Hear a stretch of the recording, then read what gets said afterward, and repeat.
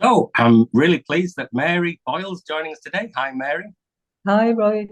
Yeah, really pleased that you've had this opportunity to talk about power and ideological power. So I deliver a program of training, and a large chunk of that's on the power threat meaning framework.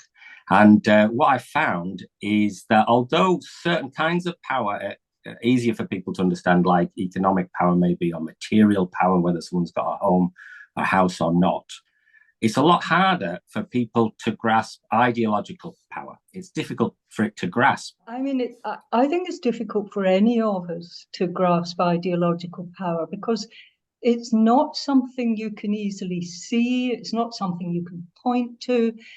On the other hand, it has really huge effects on our lives. And one of the tricky things about it is that not being very visible is actually an important part of its effects. So, yeah, it's not surprising. It's a little bit difficult to see. It is. It is. So, Mary, how might we make it a bit easier for people to see? Where do you think would be a good place to start? I think we could start by just talking a bit about how ideological power relates to power more generally, and also how it relates to forms of power that we're a bit more familiar with, maybe. But just thinking about power generally, there isn't any one way of defining or describing it. The PTMF suggests several ways. I'll just give three of them here briefly.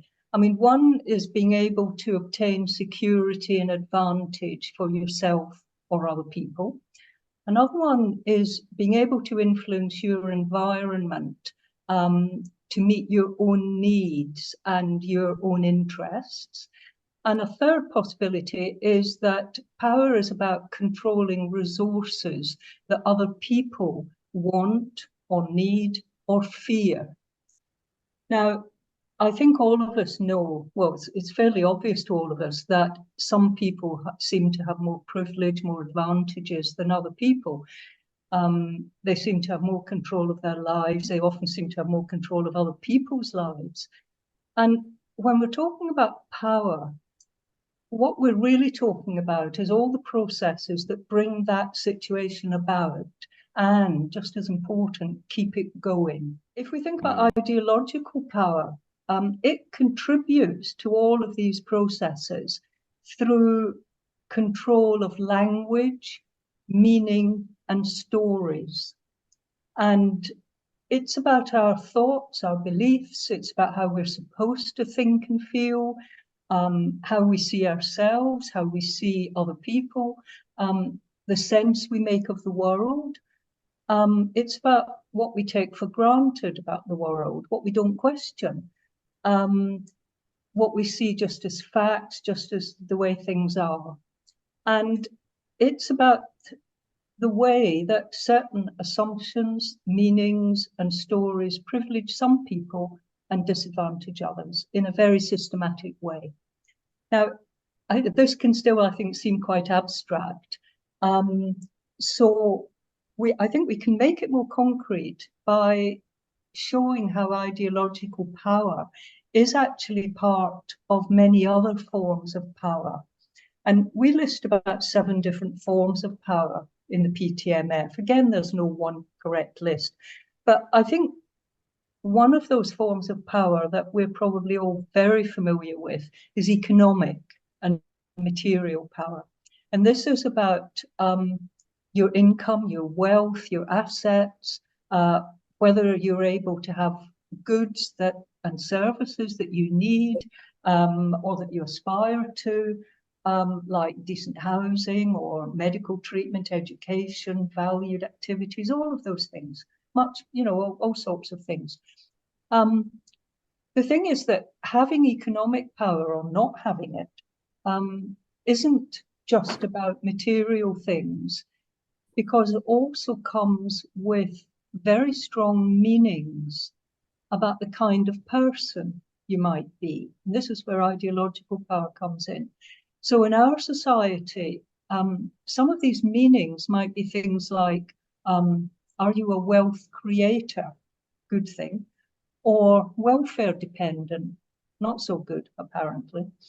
Are you hardworking and aspirational, or are you work shy? Or worse, are you a scrounger or a striver? And all of this language is used a lot in our society. And it's strengthened by wider cultural messages about being self-reliant, about being self-responsible, about resilience, and so on. And you end up with the fact that having or not having economic power can actually seem like a choice. It's or something you deserve because you're a certain kind of person. And it's not hard to see how these ideas will work for certain groups and against certain other groups. And so this is part of what we mean by ideological power. And actually, it's really hard to exaggerate how strong these messages are, how widespread they are, and the impact they can have on us, how we see ourselves, how we see other people, and how society treats us. So that's some of its connections. Really helpful, Mary. What's really helpful about that, I think, is having the idea about different kinds of power.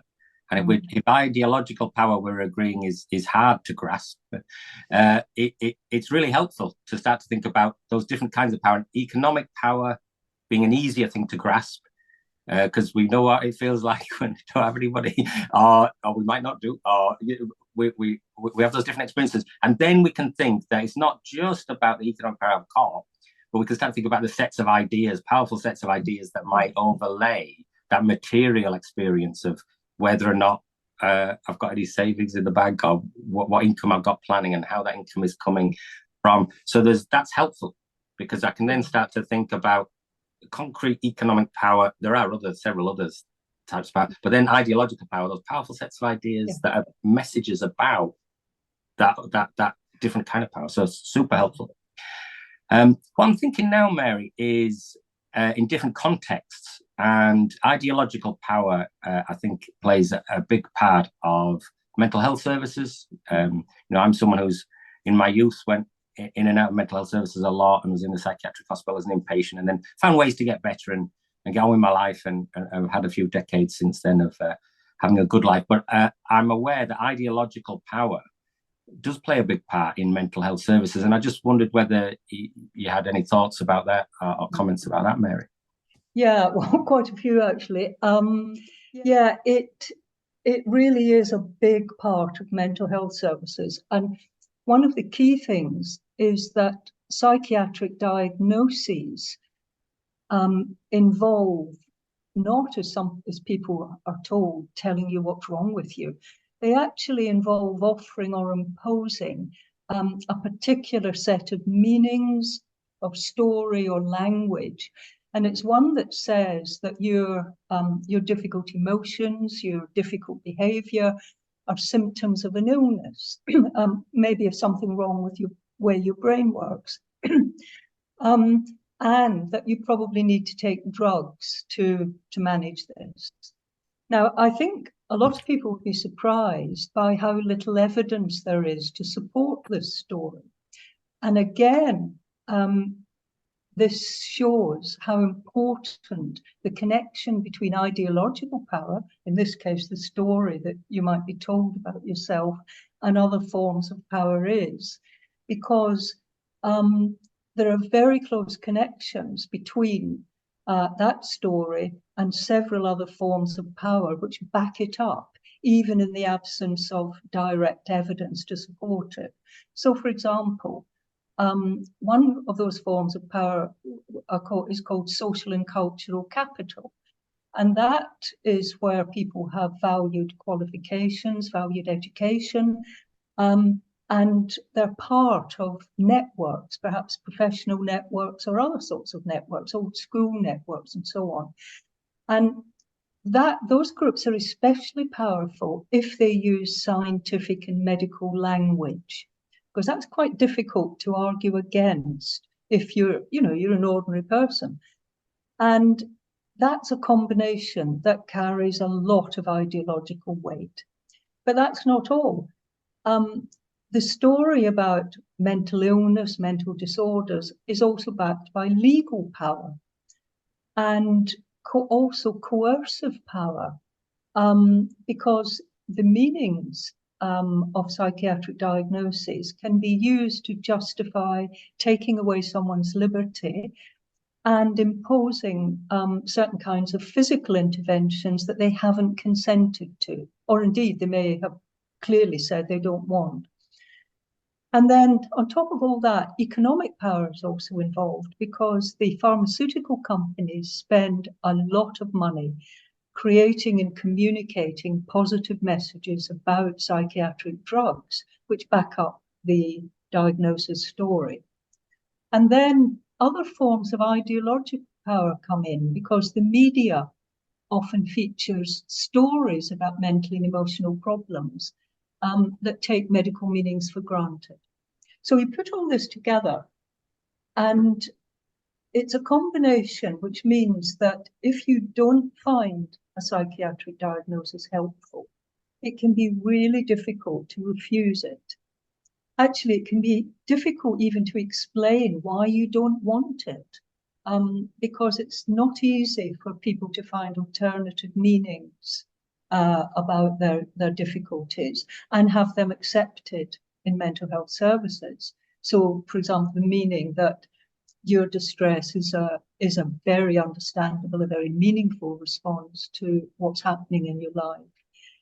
So all in all, you can begin to see how ideological power is backed up and connected to a lot of other forms of power. And that's part of what gives it its great impact. That really made a lot of sense, Mary. And it's helpful to think about the different ways in which, like, maybe the economic power behind big pharmaceutical companies might be putting economic resources into producing and marketing their messages for certain reasons. It's self-interested reasons into it. So at least these concepts, different kinds of power and ideological power, are helpful because they help us to think critically about the kind of world we're in and what's going on. When it's harder if you don't have these concepts to start to think, well, what is actually happening? So that's super helpful. I'm thinking then, what about publications like the DSM-5, Diagnostic and Statistical Manual, diagnostic manuals that are generated? They carry strong ideological power, I would have thought, messages about what's normal and not normal, and also what's acceptable kind of emotional states to be in or behavior, and what's not acceptable, and messages about where that, how to understand why you might be in those states. What do you think about the idea about DSM and ideological power? Yeah, it is a huge source of ideological power. Also the psychiatric section of the ICD, because it's worth saying that, because we often hear people saying in the UK, oh, we don't use the DSM, but they use its equivalent, which is the psychiatric chapter of the ICD. So I think we need to include both of them. And one of the reasons there's so much concern about these manuals is the way they keep expanding. And so that more and more of the very understandable ways we're responding to social pressures and adversities are considered as symptoms of mental disorders. I suppose it's also, though, important to recognize that these manuals, although they are key to ideological power, are only just one source of all the messages we get about how we're expected to think and feel and behave. Now, obviously, all societies transmit these messages. They have to, because we couldn't coexist otherwise. We have to have social norms and expectations and laws and all of that. So some of the messages are positive about not harming others and, cooperating and so on. And they do help us to coexist. But a lot of other messages are less helpful and potentially harmful. And they come from so many different sources, from our upbringing, obviously, from our relationships, from education, from advertising, of course, from newspapers, from TV, from films, from books, from drama, from art, from religion, very much so, from politics, of course, and also, needless to say, social media. And there are messages about almost everything you can think of, about gender roles, about what it means to be a success in life, what it means to look good, to belong to a particular ethnic group, to have a particular kind of body, to be a good mother, to be a real man, a happy family, an asylum seeker, a refugee, a rape victim. I mean, you could go on and on. There are so many messages. And the thing about all of this is that we can absorb these messages without really noticing. They're in the air we breathe, really. And they just seem like the way things are. And the problems come because we use these messages to judge ourselves, to judge other people. And if we can't meet the standards, then we can feel guilty or anxious or ashamed or depressed or worthless and all of these things. And of course, an added factor in the last couple of decades is that social media now shows more and more examples of people who seem to meet these standards effortlessly and have perfect lives, or what they call perfect lives. And then, of course, we're also told, our cultural messages, that we can be anything we want if we try hard enough. Well, actually, that's nonsense. So I think this helps us to understand why so many people can be distressed and find life emotionally very, very difficult without having suffered major trauma. You know, so people may think, well, I've got everything, I've got all of this, but actually all these messages are holding them to a standard that almost no one can meet. Yeah. We're all being exposed to all these ideological messages in different forms, and particularly through social media and mainstream media. Yeah. And it really helps to explain them because human beings tend to compare ourselves to other human beings. Yes. Unfortunately, sometimes. And so that helps us to grasp this idea about ideological power, because it's almost like we're like sponges to some degree, although we can agree and disagree with messages and we might be more critical and aware, but we're being bombarded. We're swimming in all these ideological messages, and we are to some extent soaking them up, even if we're not deliberately soaking them up. We're getting a sense of self. All these other kinds of power are at work as well, economic, material, and others, interpersonal. But ideological power there. And then it makes sense then that it's although it's hard and difficult to think about ideological power and to see it, partly because the way we see the world is through ideological power. So we're almost trying to think critically about something where we're also drawing on these concepts in our culture to think critically about these things in the ether, that we're soaking them in. So although it's difficult to see, it's difficult to talk about, although we're having a go, Mary, aren't we, today, to talk about ideological power. They're not just ideas that are up here. They have real material effects. They have powerful effects on people, don't they? Yeah, very much so. And I think one of the reasons that ideological power has such powerful effects is that the social messages it carries connect to some of our deepest feelings about about belonging and connectedness, about being accepted by others, and about being admired and respected and having a place in the world and having a valued identity. And so it's actually getting to our core selves and telling us what way to be. You mentioned, I think, social comparison, which is a hugely important process.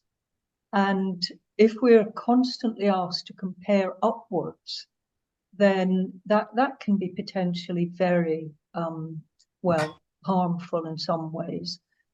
But I think there's another big reason why the effects of ideological power, which seem so abstract, are actually so concrete. And that's because its language and its meanings can seem to justify all sorts of practices and policies and behavior that otherwise we might question quite a lot and saying, is this the right thing to be doing? So one example, which, anyone living in the UK will be familiar with, is the austerity policies that came into being about 10 or 15 years ago,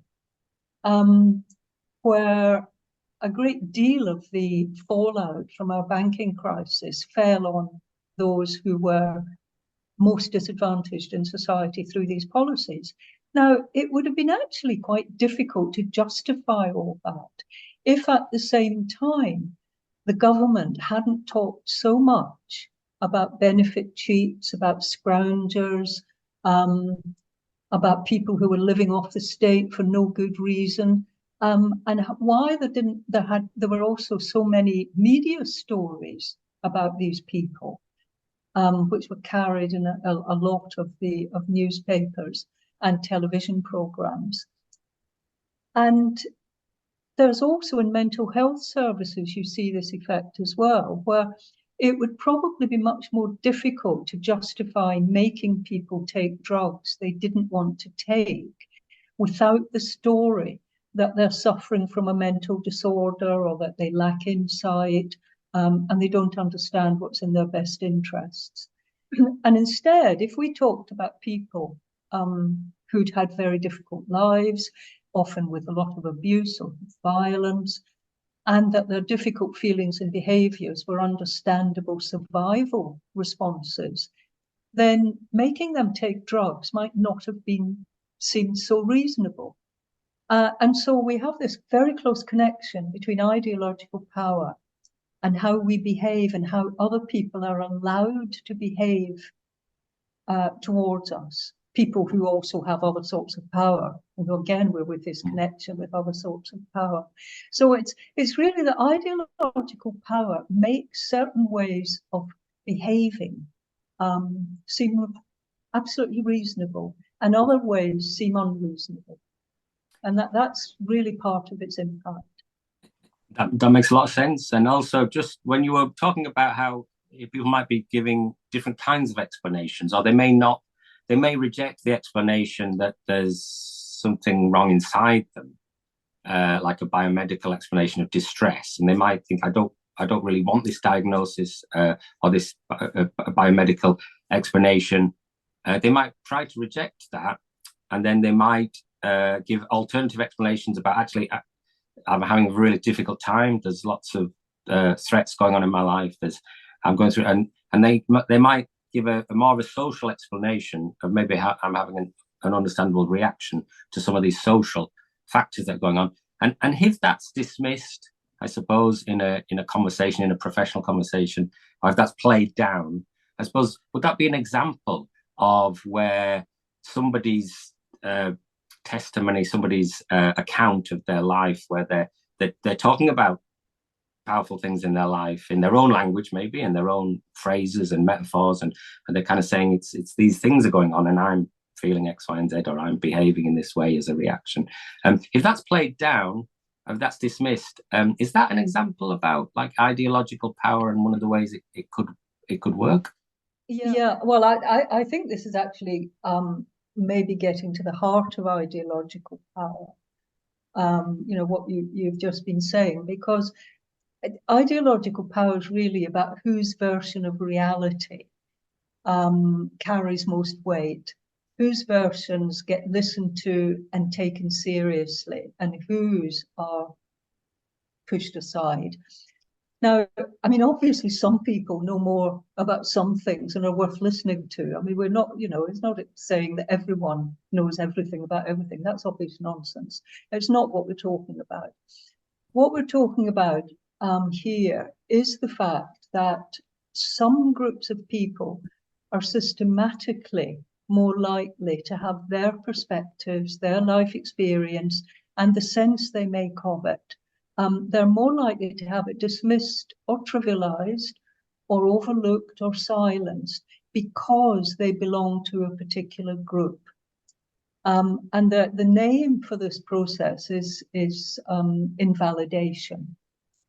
And in our society, Groups who are more likely to be invalidated include women and children, as distinct, compared to men, black people compared to white people, poor people compared to the more wealthy and educated, and people with a psychiatric diagnosis. Now, and this is what's happening when women say that they didn't report sexual assaults because they didn't think they'd be believed. Or when people object to racist insults, only they'll be told, oh, it was just a joke. Or when someone disagrees with a diagnosis and they're told that they lack insight into their illness. But you have to look a bit deeper to see where this comes from, this undermining. And the thing is that there's always a narrative, another deeper narrative or a story about some groups, which seems to justify taking their views less seriously. And some of these narratives go back centuries, even millennia. So they can just seem like facts in our culture. And one of the most powerful of these narratives is that some groups of people are less rational. They're less able to see things objectively. They're more likely to let their emotions or their imaginations affect their judgments, even that they're basically less intelligent. Now, of course, being invalidated can make anyone emotional. But if you belong to one of these more disadvantaged groups, then becoming emotional in the face of invalidation, which is a very understandable response, but that can just confirm that your views or accounts of your experience aren't very trustworthy. And so when you're told, for example, to calm down, dear, or that you're imagining things, or that you can't take a joke, or that you don't understand all the evidence behind what you're just being told. So it's not surprising that this should be seen as a kind of injustice. And a woman called Miranda Fricker, a philosopher, she calls it testimonial injustice, where some groups are systematically denied credibility as people with important knowledge, including knowledge about their own experience. And I think it's worth highlighting just how far people with psychiatric diagnoses have been treated like this and denied credibility about their own experience. And we, again, in the introduction to the framework that Lucy and I have written, we give a fair bit of space to this because it's very, very influential to this day, that kind of belief system.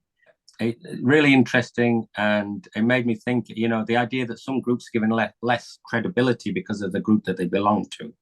It made me think about the sexual gang grooming experiences in Rochdale, where the police and the CPS initially were saying, well, these people won't be believed, and the reason they were giving was they are young women who've been through the care system, who are living chaotic lives. So this isn't unconscious bias. They were actually just saying they belong to these groups. They're young, not old.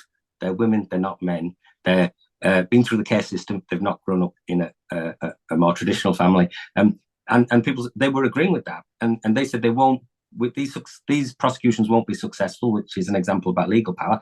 And it turned out to be completely untrue. When a guy called, I think it was Nazir Ifzal, became the CPS for the northeast of England, he said, well, I believe them. And he said we should prosecute. And then people went to prison. And there was some protection of those young women. So it's an example, I think, about how in real life, how certain groups might be given. And at that time, it wasn't even people just saying that's a fact. The people who were discussing the decision were saying, oh, well, of course it wouldn't. But it turned out not to be true, because if you put the effort into gathering the evidence, it was possible to protect certain groups in society from people who were harming them. So I suppose that comes to mind. I suppose the other thing that I think about the way you described it there, Mary, was if certain groups are given less credibility or not listened to, or their groups invalidated, given less believed less, or given less weight, including people with a mental health diagnosis. I've certainly experienced that in the past, and other kind of things, other kind of groups you might belong to. That might be a handy way to hide certain things that are going on, and it might suit certain groups of people who might be benefiting from the status quo. Is that another way in which ideological power might work, by hiding certain things that are going on, by giving certain opinions and perspectives less weight and credibility? Yeah, I absolutely, because that's a very important function of ideological power, is to protect certain groups from scrutiny. I mean, this may not always be conscious, but it is what the result is. And so, look, thinking about the mental health field again, if you have a dominant story that mental distress is really a kind of illness or brain malfunction that needs treatment, then you don't pay so much attention to social, political, economic causes, like harmful social messages or poverty or domestic violence or child abuse and neglect, racism, war, and so on. And you may pay some attention to them, but the way they're talked about, they always manage to seem secondary. And one of the big results of that is that far more money is spent looking for biological causes of so-called mental illness, and failing to find it, I should add, than studying environmental causes, in spite of the fact that that's where the evidence it actually is pointing. And so it allows us to protect all of these systems from scrutiny. Yeah, and there are many, many examples of it. And I think it's part of its links, ideological power's links, very close links to social injustice. But actually, it does seem important to point out that ideological power also has very strong links to social justice.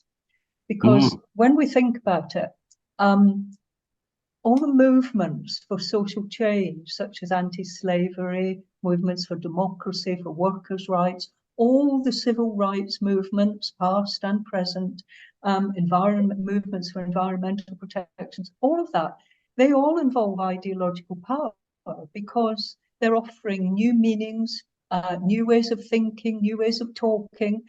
They're challenging taken for granted ideas and taken for granted language. And without these new stories and new meanings, I think it would be much more difficult for these campaigns to be successful. And if we look at those campaigns over history, you'll find that they all started probably with some forms of ideological power. That's really interesting. And it makes me think about this Russian thinker, Mikhail Bakhtin. I like his kind of dialogical approach. And he talks about genres, and so there are these different narratives out there. And he talks about the kind of dominant stories. So the biomedical explanation of mental distress and would be an example of the dominant story. And then you've got these, but you've always got, you'd say, these lesser stories going on. It's never totally like the game of Monopoly. It's never someone wins the game of Monopoly. It's almost these quiet little voices. And there might be, but new work requires new genres, really. Like new work requires a new stories and narratives out there to say, you can and you can give a bit more weight to these alternatives to the dominant one, and it's creating a bit more diversity about the narratives available to explain all sorts of things, not just distress and mental health, different ways to think about mental health.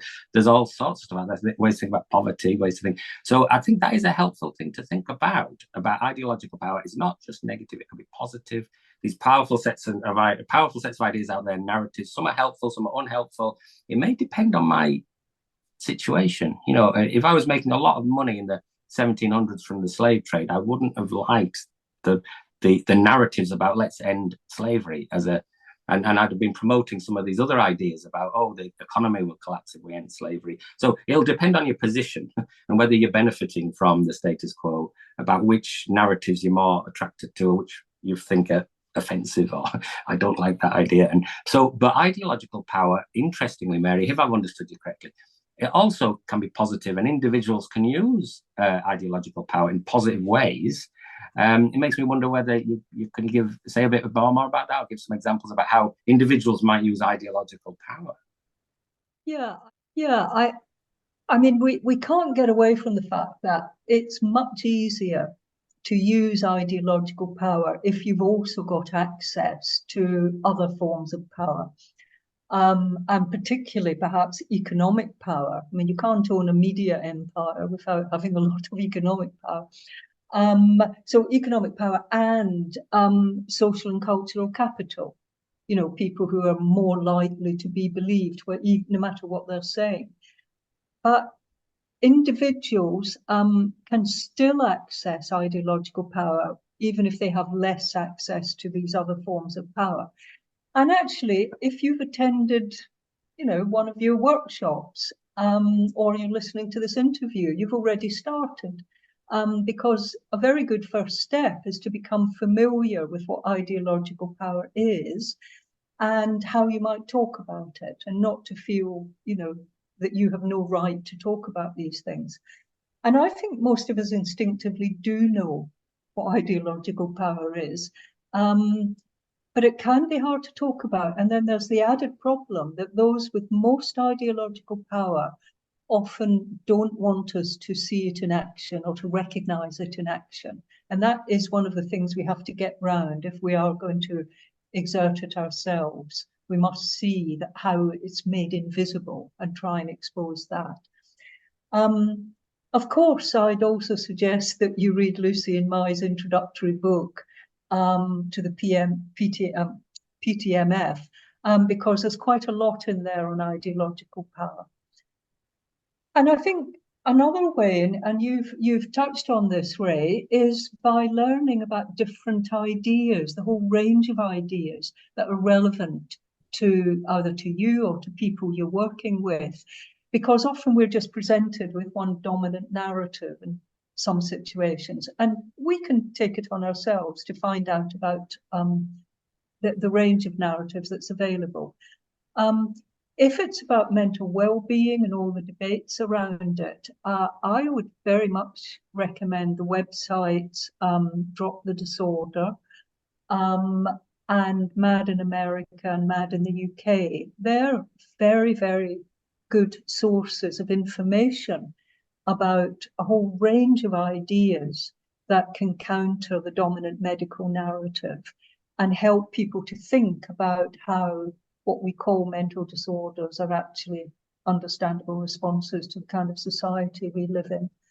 And then you can go further than that, because if you can share those ideas with other people, what you're doing is helping to balance what Miranda Fricker calls hermeneutical injustice. And this is really key. People are talking a lot these days about the testimonial injustice and saying, well, we must listen more to service users. Yes, that's fine, and do that.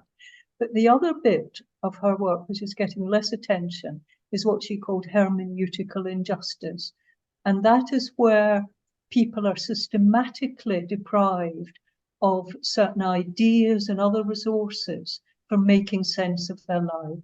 So if you're going to listen to people, you should also be giving them different kinds of ideas. So if you share your new thinking and new ideas with other people, you're rebalancing this hermeneutical injustice.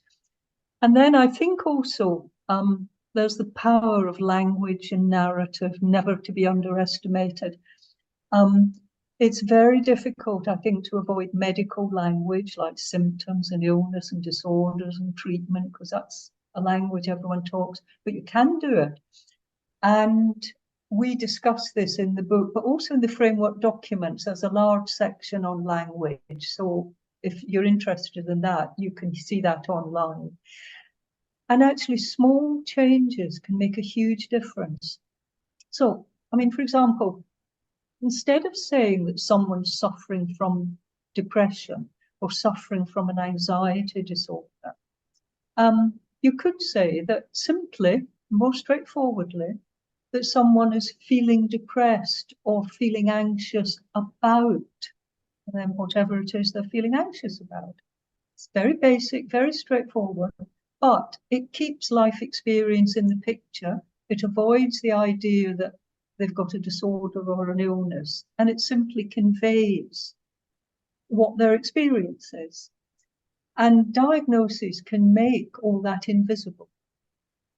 So on top of that, the guided discussion that comes with the PTMF, that can help people develop new narratives about their lives. And also then, because of the way new narratives offer possibilities for action, make some things seem reasonable that didn't seem reasonable before.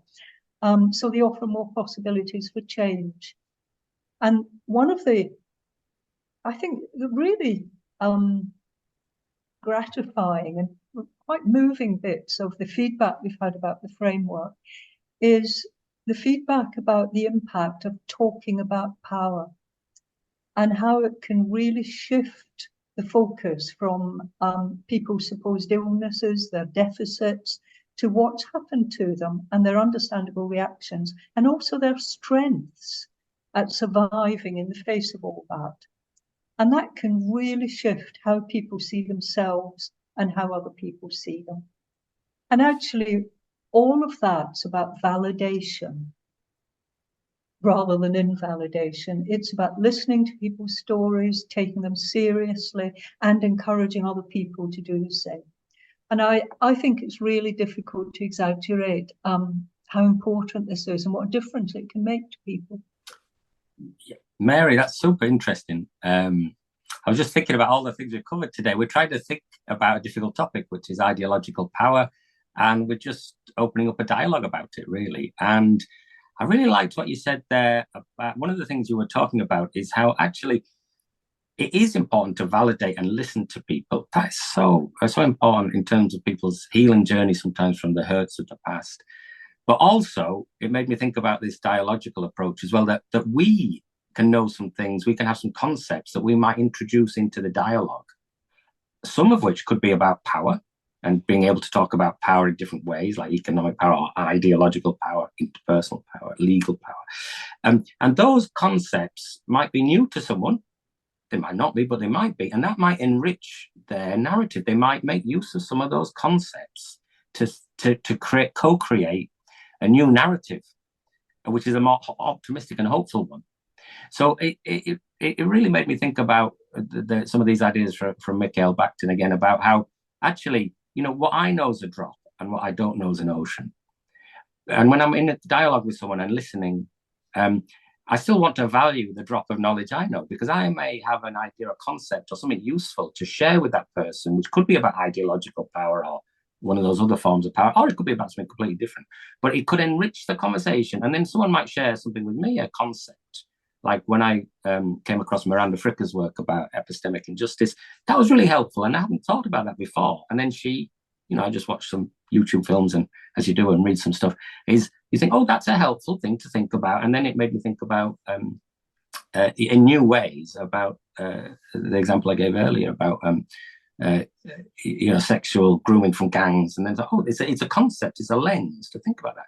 So I suppose I'm picking up on something you said, Mary, there about actually in the rich conversation we can in a balanced way, not saying you should think like me, but saying here's a concept I found useful. What do you think? This could be useful to think about power in the mix, and that might help someone to enrich their narrative or change it in small ways. Or sometimes people pivot in dramatic ways. They jump into a new narrative, but people, I don't think, jump into a new narrative they don't give up an old narrative in a vacuum. You need a more positive narrative to jump into. It's a bit like being in the space station out there in the vacuum. You wouldn't jump out of the space station. You need a new positive narrative in order to think, oh, it's a hopeful narrative, this. And part of that could be these ideas that we thought about today, which is the power threat meaning framework. You mentioned it earlier. Here it is. This is a great book, a straight talking introduction to the power threat meaning framework. I'd recommend reading this. It's a great read, and it does. It's from yourself, Mary, and Lucy Johnstone, explaining the power threat meaning framework. And there's also lots of free resources out there on the BPS website, and lots of other things you can do to learn about these things. But it's been interesting. It's helpful. It's been a delight, actually, and a joy to have a bit of time with you, Mary, to think together about ideological power.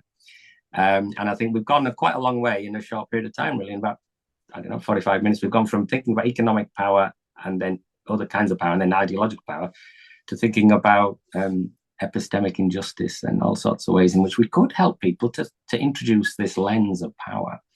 And the power threat meaning framework obviously is an alternative to diagnosis, and it's a way to think about mental distress in terms of what's happened to you rather than what's wrong with you. So thank you, Mary. Have you got any final thoughts or conclusions? No, I simply that what you said, Ray, that it can take time for new narratives to take root, both in ourselves and certainly with other people. But exploring them is enormously, I don't know, it's just something that can be so enriching to come across new ideas. I think all of us, I think we could both say that in our careers, in our lives, I've certainly changed narratives many times, and and I'm sure you have as well. It's a very enriching experience. You don't need to take a new narrative immediately and go with it, but just for something to think about. And I hope one of the things that we've done in our discussion is shown that the power of ideas and that the reach of them and the impact they can have on the world is quite extraordinary. So yeah, that would be my closing thought, I think.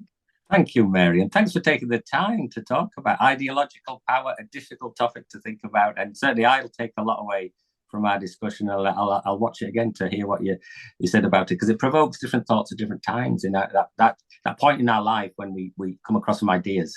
Sometimes it's the right time and you think, oh yeah, that's really, I can make some good use of those concepts and ideas. So I just wanted to thank you, Mary, for taking the time, and we'll have another chat sometime, hopefully, as well. Okay, thank you, Ray.